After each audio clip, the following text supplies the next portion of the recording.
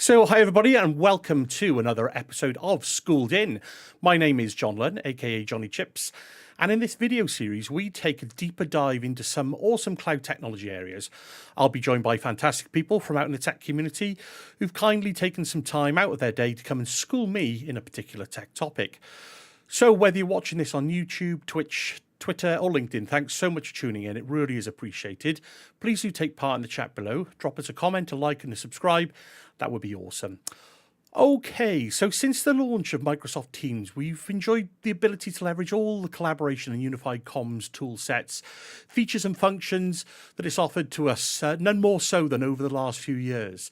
The COVID pandemic has grown the popularity and usage of this Teams platform exponentially over the last few years. However, with this popularity has come an unwanted side effect of Teams sprawl that my next guest is going to help us understand how to combat by introducing some form of Teams governance. So I'm super excited to be joined by Principal Cloud Architect, MVP, public speaker and blogger, Nikki Chapple, who is going to school me in Teams governance to help halt that sprawl.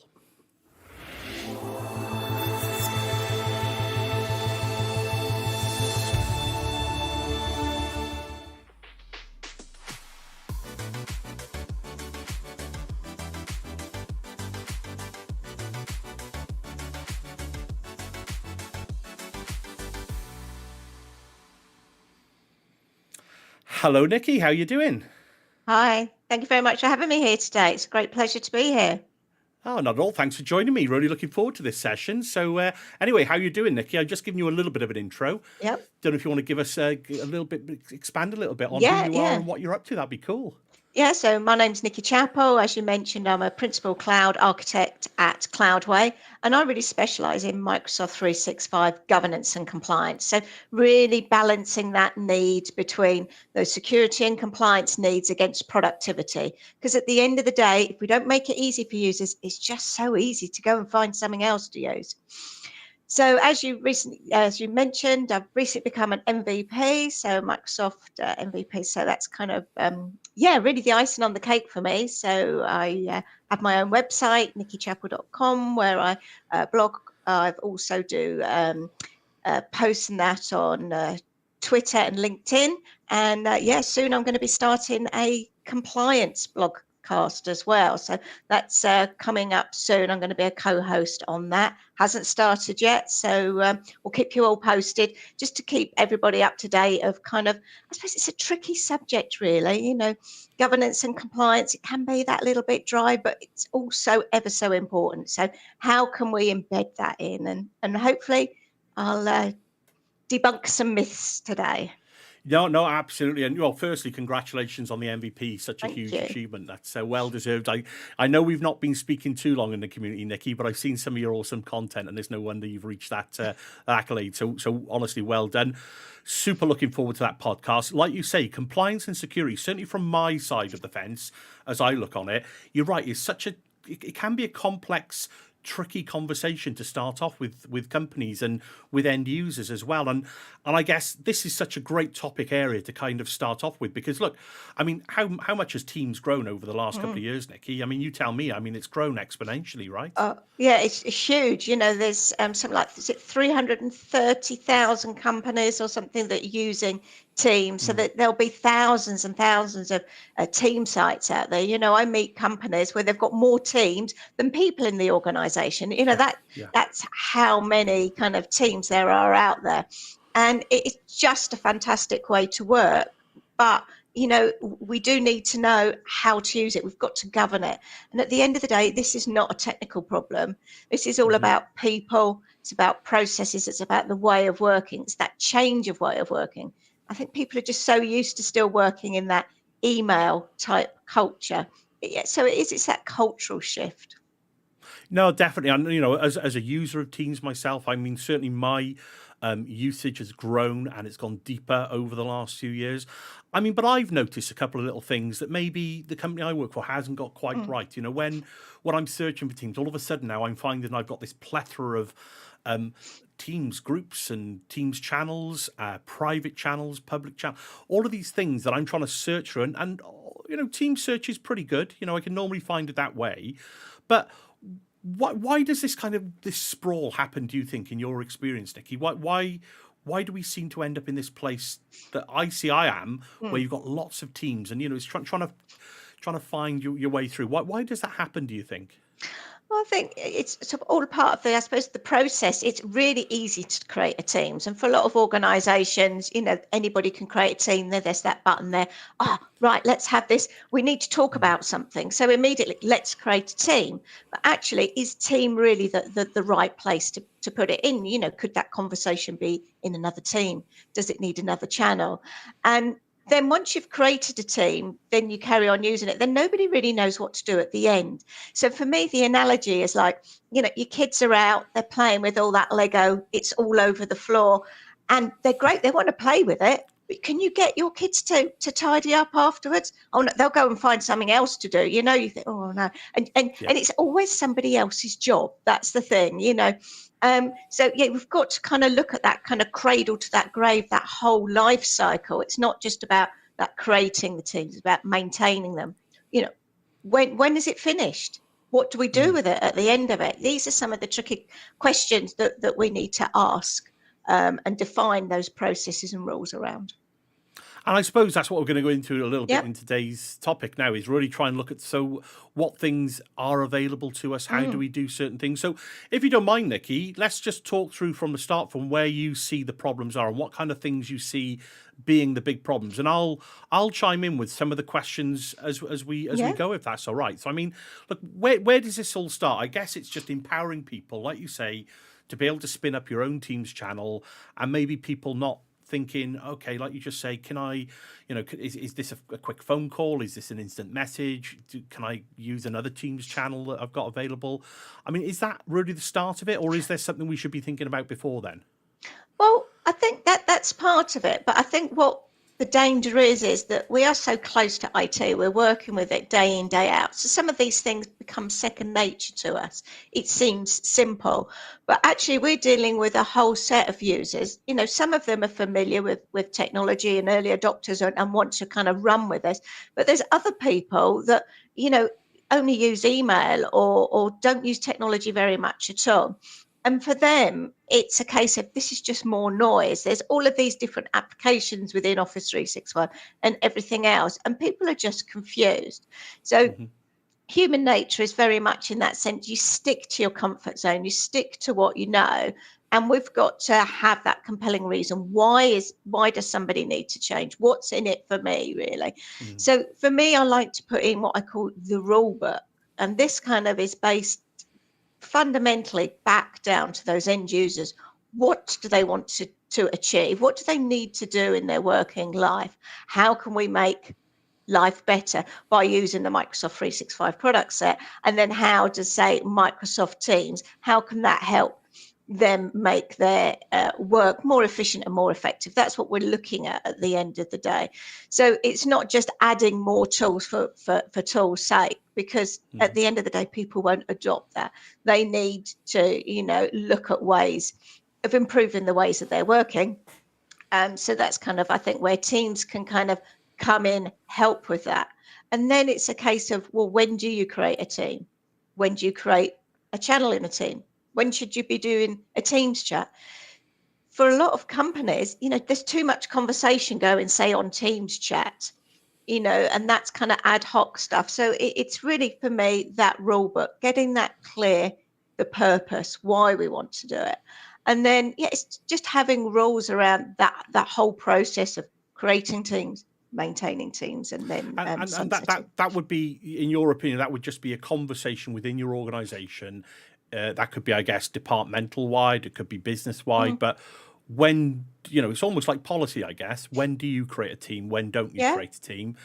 What do you do? It's that kind of standards that you set for your own organization. Yeah, definitely. So it's making sure that you're working with people that are looking after that kind of user adoption of the business. Because say the technology is just providing a tool set, we need to train people to use it. It's like a car, isn't it? The car is the technology, but you wouldn't just say to someone, get into that car at age 17 and just off you go and drive it on your own. They've got to do the theory, they've got to have lessons, and then they take their test. And only at that point are they allowed to drive that car. And it's having that same sort of mindset, particularly around the team ownership part of it, because the team owner is in control. So they're just the same as that driver of the car. So we need to be thinking along the same mindset, really, and making sure that we bring those users up to speed. Cool. Yeah, absolutely. I'm with you, and it makes a lot of sense. And I guess more often than not, businesses probably don't have some of this in place. So it is a little bit of a free-for-all, I suppose, there. That's part of the problem that's happened over the last few years, I'm thinking, Nikki. Yeah, I think you're right. I think, COVID has helped to speed technology along really, really quickly because it was a necessity. But a lot of organizations, it was just switched on, and there wasn't time to think about that kind of strategic process of planning it in, implementing it in. It was just switched on and just get on and use it. And so it's kind of had that time for that organic growth. So now it's that time to step back and say, how are we using it? Are we using it in the most optimal and effective way? And what controls and governance should we be putting in place now? So you're doing some of the remediation and trying to tidy up your existing teams, and then putting in that baseline to go forward to make life easier. I think that's a really great way of framing it, to be honest, Nikki. It's not like, things have gotten out of control. I mean, maybe some businesses have gotten a little bit out of control, but use these last few years as that learning exercise to figure out how your organization has been using Teams, who has been creating them, and for what purpose, and how long have they been created for, and how much activity the Teams channel or Teams group has had. So, I mean, where do we start then, Nikki? Because I've seen over the years, there's certainly third-party tool sets out there to help us implement this technical layer of governance. What have we got natively within Teams to help us kind of start on this journey of assessing or putting some governance in place? Okay. There are some controls that you get out of the box with Teams, but they are quite limited. The very nature of Teams, that it's open, it's there. You're devolving responsibility down to the end user, so down to the team owner. Okay. So actually, the out-of-the-box governance is quite limited in creating of the teams. Anybody can create a team. You can call a team any name you like. And with Teams, it doesn't actually stop you creating duplicate names. Whereas if you tried to create a SharePoint site or a user mailbox, it would come up and say, oh, that mailbox name is already in use, or that SharePoint URL is already in use. With Teams, it doesn't. So, you've got a lot of, I suppose, difficulties that we're working with to start off with. You can have naming conventions, so you can have information that's based on the user profiles. So, if you've got your manager in there, or your department, or your country in there, you can use that as a kind of a prefix or a suffix, or strings of information. But it's quite rudimentary, really. Other things, I think, where the kind of the standard process is lacking is you only ask for kind of one owner. What happens if that person leaves the organization? You'll end up with an ownerless team. You've got no approval or no governance, no checklist to say, well, why is somebody creating that team? Should they be using another team? All of those types of rules. So really, my kind of best practice and kind of my advice to all organizations is you need to have some form of governance tool. Now, you have two options for that. You can either build or you can buy. So I've worked with organizations where we've helped them build tools. So you've got Power Automate, you've got Power Apps, you've got Logic Apps. So we can build some of that functionality. So I've worked with companies where we've put a process in place. Some as simple as fill in a Microsoft form with some basic information, your team name, a description, your purpose, maybe some other stuff. And that form then will trigger a Power Automate flow. That flow then is you can use approvals in Microsoft Teams to go off to their manager or to a defined group of people, or they can review that group and say, is that needed or not? You can also use other kind of rules within that whole Power Automate process. So, for example, I'll post that information from the form to a Microsoft list where you can start creating team names. So you can say, well, this Okay. person is from a department, or you've collected some metadata, etc. So you can start to put some sort of governance and say, oh, well, this team needs guests or doesn't need guests. And then the Power Automate process can go off and create the team. So you can do some very, very basic stuff. If you need more advanced functionality, so for example, if you're using sensitivity labels for teams, where you can control this team can have guests and external sharing and this team doesn't, which a real must have if you've got guests in place, well, you can't easily do that in Power Automate. You have to start adding a few other elements in place. You've got to start using elements of Graph API, so it gets a little bit more complicated. Other people want to go and use things like logic apps. So there is what's called Request the Team app. So that's up there, kind of an open source app. There's I think a couple of others as well that you can go and install that will help kind of support and put that governance in place, so you can actually capture the purpose. Do you want to have guests? How many owners are you going to have? Is it a short-term team, i.e. a project-based team where it's got a defined life, i.e. a project for 6 months, or is this a long-term or operational team, for example, the marketing department, where it's going to be there a long time? So there are ways of doing that, but those kind of, I suppose, homegrown or ones that are in the public domain, you've got to think about how you're going to maintain those. So somebody has to have the skills in-house to adapt and change them depending on how Microsoft do things.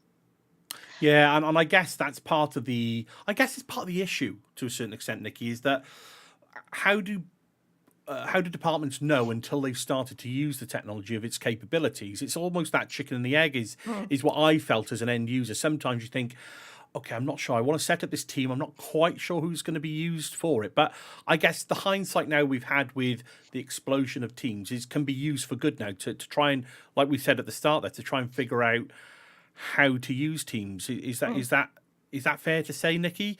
Or, how do you kind of encourage people who are going to be using, or departments that are going to be using Teams and Teams channels, encourage them to understand the capabilities? Would you build that into something like a Power Automate, like a form? Do you want your team to do this? Do you want it to do that? Or are we back to the education thing again? What's the best way of handling that? I think you've got to have that multi-pronged approach. So, user education is really good. So I've worked with a number of clients where we do drop-in sessions. So, people are always at the different kind of journey. So we'll talk about different subjects each month, talk about the best practice, and then answer sort of questions. And then from that, we can adapt the user guides. We can make sure, things are aware. People are, say, on their SharePoint sites, on their kind of learning and development pathways, etc. And it's also good that you kind of give that kind of, I suppose, aid memoir when they're going through that creation process. So while you're capturing those questions on the form, I think you're right, asking people, is there another team that you can do this? What's the purpose for? How long do you need it? And then you can always say that, if you're becoming an owner of a team, this is what you are responsible for. So making sure people are really aware that if they're going to become an owner of the team, and that team's got guests, for example, they need to be aware of what they're putting in that team. The guests can access any of that content within the team. So, they are the gatekeeper. So, we're devolving responsibility down to the end users, but they need to make sure that, they're aware that they're accountable. It makes so much sense. I think, you're right. Like you said earlier, it's too easy for, people like us that kind of work with these technologies on a pretty regular basis, some more than the most. But when it comes down to your typical business user that may not be in a tech department, but that, they're using this, I suppose that can be quite a steep learning curve. But it really does come back to that hands-on training. Try and explore why your business, this is what I'm picking up, Nikki, why your business needs to use Teams and how they're going to use Teams, and impart that over to your end users. Is that the best first step forward, I guess, is what we're probably looking at? Definitely. And you've got to remember that people are going to adopt this at different speeds. So particularly for larger organizations, it's always worth kind of looking at the different groups of users within the organizations. Now, for some departments that are probably more mature, you might have a more open approach for creating teams because they really understand where they are. But if you're earlier on in the maturity, a lot of the best practices don't let maybe end users, the employees of the organization just create teams. Set Mm. it up as the project, create a set of predefined teams for the different organizations. Now, depending on what licensing you have, if you've got the Azure AD Premium 2 licenses, you can create dynamic membership for your team. So you can say, I want a team for my marketing department, I want a team for my sales department. And then based on the user attributes, say in Azure AD, you can say, if this user is in the marketing department, automatically put them in the marketing team. If they then change from marketing to sales, it automatically knows we'd take them out of the marketing team and put them in sales. So you can inbuild the governance in your operational teams if you've got the relevant licenses and that kind of core data is up to date. Now, obviously, if you don't keep your information about your users up to date, then that process won't work. And then if you're having kind of like, say, project-based teams, you can spend more time with the people, so the project managers who need to create the teams, to really make sure that they understand their roles and responsibilities. So yeah, it's kind of having those different roles. And as I say, as you get more and more mature, you can start opening up the kind of service more. Yeah, I'm with you. Yeah, that makes sense. So give users the ability to do more with as they've Yeah. kind of matured with the product and they understand it a bit more deeply than just a surface kind of vision of what Teams is, I guess. Yeah, so for me, it's like going a kid again and going into a sweet shop. You'd sit there and you'd eat all the sweets and you'd be sick, or you wouldn't know which one to choose first. You're looking at everything, that's the same kind of with all this technology. You need to know what you're using, when, try it out, start small and grow. And that's that thing. It's this maturity journey. But it needs to be backed up with the good technical controls as well. So it is that kind of people, process, and technology approach. Yeah, absolutely. Makes a lot of sense. I mean, just to pick you up on one thing that you mentioned earlier about this concept of ownerless teams. I mean, do you want to describe that one to me a little bit, Nikki? Explain what, how does that come to be and what can we do about things like that? Yeah, so an ownerless team. So by default, when you create a team, you are the owner of the team. So that means you're kind of responsible for the governance. That's really important when the team is what's called a private team. That means to join the team, you've got to be invited, and it's down then to the team owner to say, yes, you can join my team, or no, you can't join my team. So they're the gatepost to coming in. So what happens when that person leaves the organization? So I've created the team, and it might be for the whole of the IT department or a particular project. I've left the organization and my account gets deleted. Well, unless you've got some sort of business processes in place, what will happen is when that user account gets deleted because they've left the organization, they get removed from that team. So therefore, that team no longer has an owner. And because it's a private-based team, when members of the team, say somebody else changes or comes in and says, oh, I want to add this person to the team, the member can say, I want to recommend that this person is a member, but then that goes through an approval process to the team owner. There is no team owner. So then what happens is it's normally only at that point and then somebody goes off to the service desk and then somebody has to then add the members of the team. And then it's a case of, well, who's going to be that new team owner? So again, best practices is by putting some form of governance process in place, whether it's something you build or whether it's a purchase product, is that you always have more than one owner, and you can then kind of report and flag on that. You can also put other processes in place to kind of help and manage that. I mean, is there an easy way of finding out within the admin portal, how many teams have got, single admin owners or single owners, I should say, or, is that like a bit of a PowerShell command that we might want to run or something like that? Yeah, so I would say you've got to do it via like PowerShell. You can in the Teams Admin Center. You'll get a little warning triangle up. It'll say how many members and how many owners in the team. But in the Teams Admin Center, it's just a big long list. So if you've got thousands of teams, you're not going to scroll. There is no filtering on that list in the Teams Admin Center, so you can't go in. It's the same in the other admin centers. There's no easy way. So you really got to run a kind of a script, a report.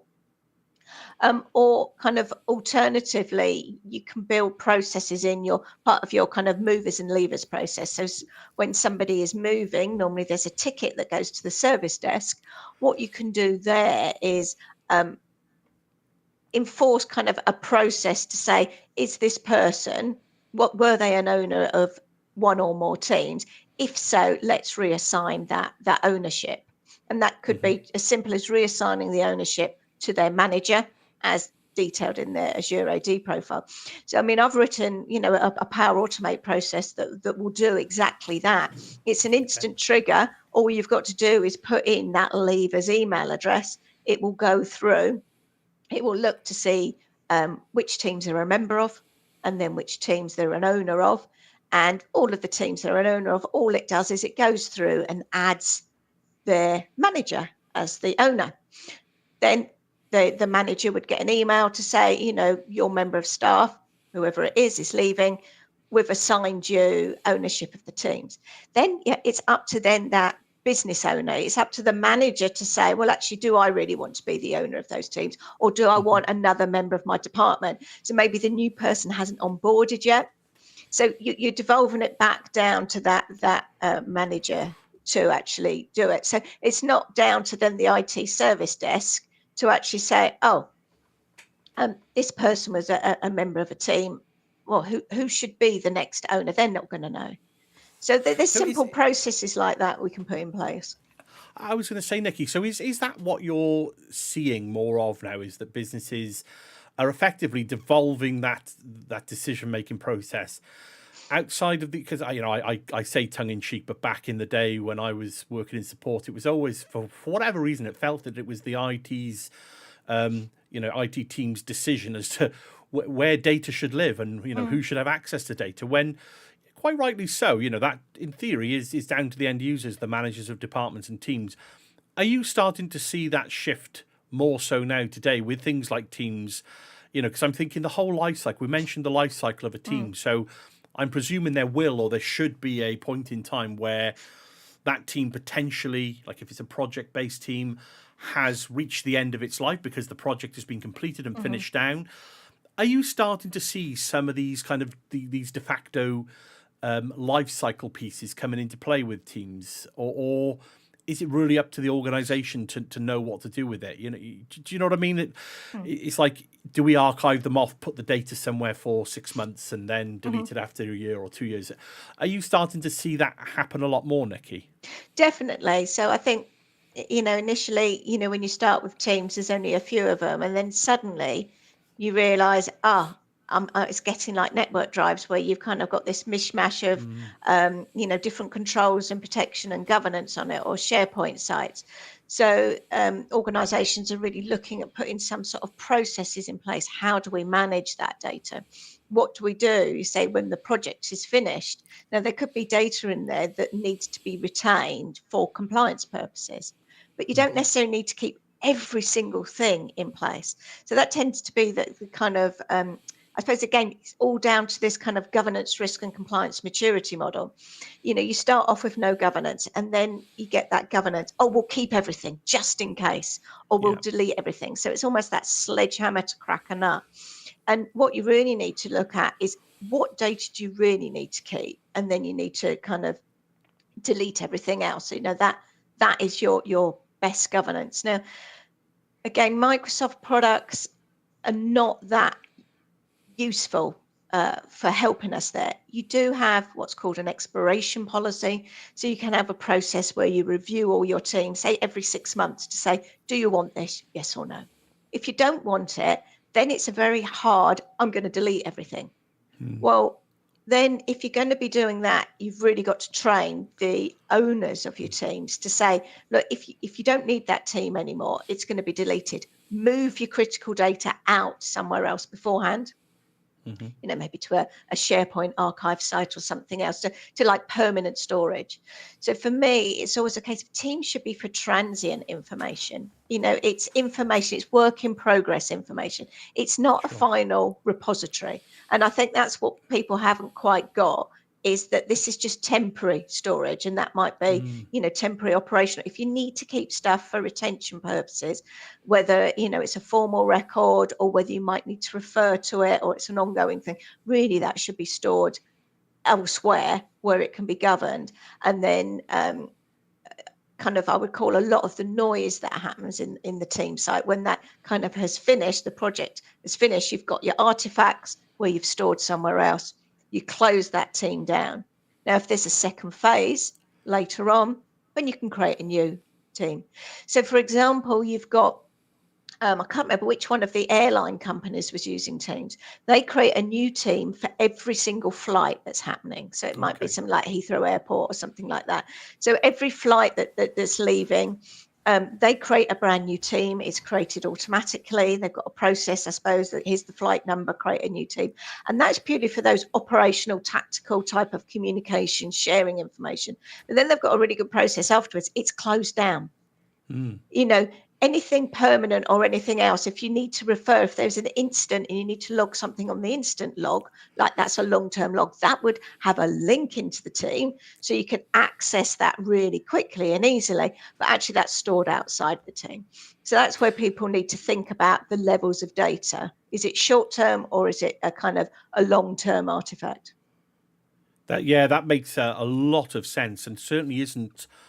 I don't think it's one thing that I've really thought about as a Teams user. You think, that's my data, that's what I'm working on. I must be honest, my view of Teams has always been, that's where it is and that's where it'll stay. But taking that view of it's there for transient data, for work in progress, for operational processes, I suppose all of a sudden that kind of gives you a different view on what Teams as a product is there to enable your business to do. I think that's a great insight, Nikki. And do you see businesses adopting Teams in that manner more often than not now, or have we still got hurdles to get over as individuals and businesses? Yeah, I think we've got the hurdles to get over. I think Teams has been seen as this.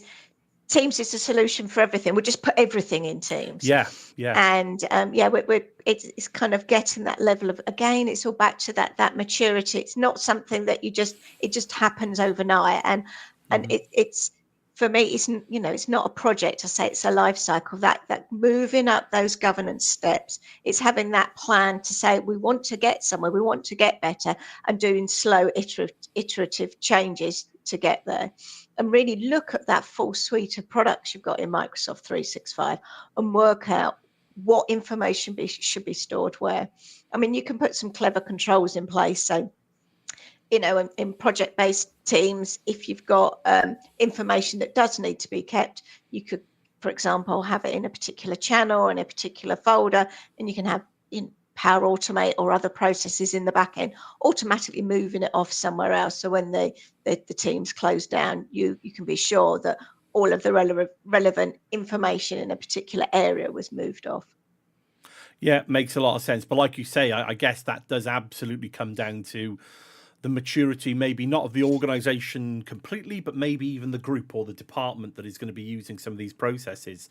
I guess what you're saying, Nikki, is they need to be pretty mature in the sense of they know what their processes are, they know what data, what documents they use and what they're used for, and what do they need to keep and what don't they need to keep. So that's, I guess, when it comes down to that kind of compliance and governance conversation that, straight off the bat, if you ask somebody, you've got all of this data sat in a Teams channel, it's not being used for X number of months or weeks, whatever, I'm going to delete it. I'm sure the immediate answer would be, no, don't delete it. We need to keep it just in case. And that's when the sprawl happens. So I'm picking up, like you say, it's about that maturity of the organization, knowing their processes and knowing what they need to do. Is that fair to say? Yeah, definitely. And I think a lot of this keeping it forever has kind of come from those kind of mailboxes on premise type of way.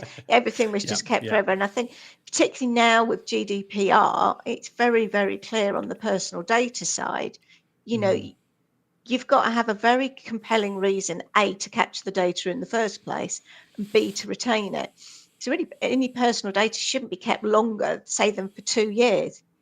Hmm. And people forget, personal data includes information that's in emails, for example, or in chats. If you've got your email address, if you've got your name, if you've got various other things in there, that's all classified as personal data. So you've got to justify keeping it long term. So again, it's going to be different teams and different parts of the organization are going to be impacted by this more. So, for example, a marketing department or a sales department that are dealing a lot with, say, customer information, if that's all stored in the team, then you need to have a very rigorous process to say, you've got to cleanse that out. That's our obligations that we need to comply with. Mm.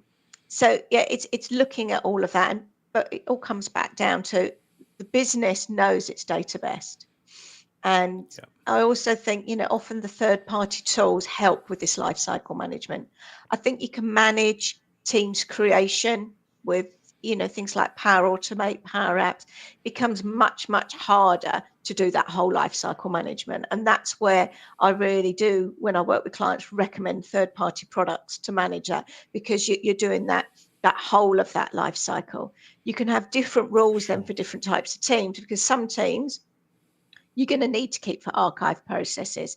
So, for example, if you're doing an annual conference every year, well, it's going to be active for a while, and then it's going to be dormant for the next 6 to 9 months, and then it'll become Hmm. active again. You've got different types of processes, so you need different types of life cycle management. And that's, I think, where we have that step change between build, which can create kind of a basic set of governance, between the buy, where you've got a set of different rules and different templates and different workflows depending on your use cases. And that Yeah. just makes life so much easier, that you following a journey depending on what type of team and what type of data you've got. I mean, are you at liberty to mention any of these third-party tools? Not that we're sponsored by anybody. Yeah. Things that you've used over the past years that kind of spring to mind. Yeah. So the product that we recommend, or I recommend, is a product called Orchestra. Okay. So yeah, that provides management around that team creation process. You can have different templates. It's not Hmm. only teams. That's the other thing we have to think about with this, is teams are managed by Microsoft 365 groups. So you're talking about, your planner based groups, your Power BI based groups, your Outlook based groups, your SharePoint groups as well. Hmm. So, we have to think about that wider. And again, that becomes more complicated if we're trying to build something. So something like the Orchestra product, that manages your teams, it manages groups, but it also can help put governance around ordinary SharePoint site creation. So the ones that aren't created through Teams as well. So you can have different templates, you can have different workflows, multiple levels of approval. You can also get down and do the granular security controls. Normally, you would have to do this via PowerShell. You can't kind of really easily do it out of the box. So it gives you much more kind of granular levels of controls. It allows you to do that life cycle process.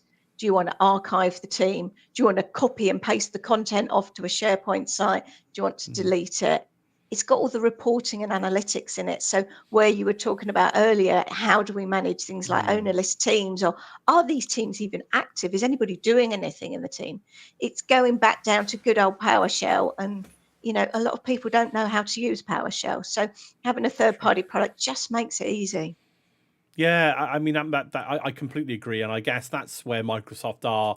They kind of leave the doors open, I guess, for third parties and partners to write bolt-on products. So it's not that Microsoft don't offer these services. They kind of deliberately leave Yeah. gaps, I guess, in their products to allow the ecosystem of partners to build these useful tools. So yeah, I mean, Orchestra. Look, I'll put a link in the description as well of this video so that people can kind of go off onto it. So, Nikki, this has been really insightful, and I've certainly learned a few things around Teams governance today. I mean, to wrap up this session today, have you got like a checklist of things that people can probably look out for or take away from this video to start thinking about with how to get started with their Teams governance? Yeah, I mean, the first thing is go and find out how many teams you've actually got, or groups, so you can kind of go and look in one of the admin centers. If you just want to see Teams, look in the Teams admin center. If you want to see the wider group, so all of the other groups you might have been creating as well as Teams, I would look in, you can look in the Microsoft 365 admin center. Have a look at what you've got in there, and work out, have you ever done any training? Do users really know? Have they got that rule book? Is it clear? If not, then that's where I would start with. Always start with that end user. What are their wants and needs? Find out, how we should be using it, and then look at putting that kind of plan of engagement in place, looking at putting levels of governance, and looking at, getting a governance tool in place. It's nice to build these things. I like tinkering with things and building things, but they take a lot of time to manage and support, and we just don't have time. So a third-party product is often the way to go. Awesome. Right, I'm off to get my team sorted now. I don't know how long it'll take me, Nikki. See if I can make a bit of space in my Teams window. Yeah. But look, honestly, Nikki, this has been such a great chat. Really, thank you for giving up your time and coming on and kind of enlighten me in the world of Teams governance. It's certainly an area that, it's probably on the rise, I think, after COVID, like you say, that explosion. I can see more and more businesses really talking about this now to kind of go back through what's gone on over the last few years and start tidying up their areas. Definitely, yeah. So, Teams is here to stay. It's a new way of working. It's only going to get more and more busy, I think. So, the greater the volumes, the more governance we need to put in place. Awesome. Well, good stuff. Thanks so much for joining me, Nikki. Thanks for your time. Thank you very much for having me today. Not a problem. I'll see you soon. Okay. Bye for now. Bye-bye.